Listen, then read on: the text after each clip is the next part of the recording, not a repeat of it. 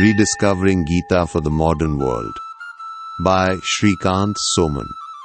Based on Essays on Gita by Sri Aurobindo. Chapter 3, The Human Disciple Continued. Episode 25.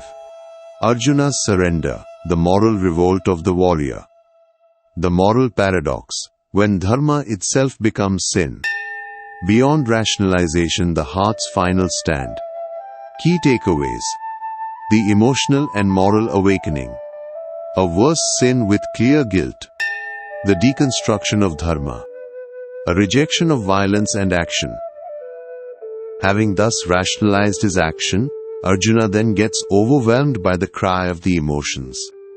These are they for whose life and happiness are desires. Our own people. Who would consent to slay these for the sake of all the earth, or even for the kingdom of the three worlds? What pleasure can there be in life, what happiness, what satisfaction in oneself after such a deed? The whole thing is a dreadful sin, for now the moral sense awakens to justify the revolt of the sensations and the emotions. It is a sin, there is no right nor justice in mutual slaughter. This is particularly true in the case of those who are to be slain, are the natural objects of reverence and of love, and those without whom one would not care to live. It is no virtue to violate these sacred feelings. It would amount to nothing less than a heinous crime.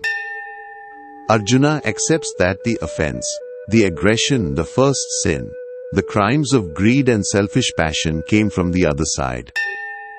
He understands that the other side is therefore responsible to have brought things to such a pass. However, in spite of this background, the armed resistance to these wrongs committed would be itself a sin and crime worse than theirs. The other side is blinded by passion, and they are unconscious of the guilt. On the other hand, on this side it would be with a clear sense of guilt that the sin would be committed. And for what purpose? Just for the sake of maintenance of family morality, of the social law, and the law of the nation. These are the very standards that will be destroyed by this civil war. The family itself will be brought to the point of annihilation. It will engender the corruption of morals and loss of the purity of race.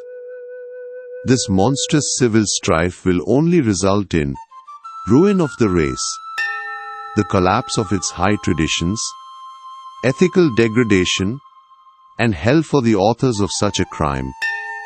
Arjuna then casts down the divine bow, an inexhaustible quiver given to him by the gods.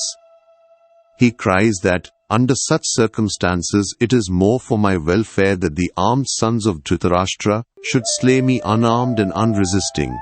I will not fight. We have seen that. The character of this inner crisis is not the questioning of the thinker. It is not a recoil from the appearances of life and turning of the eye inward in search of the truth of things. The object is not the search of the truth of things, the real meaning of existence and a solution or an escape from the dark riddle of the world.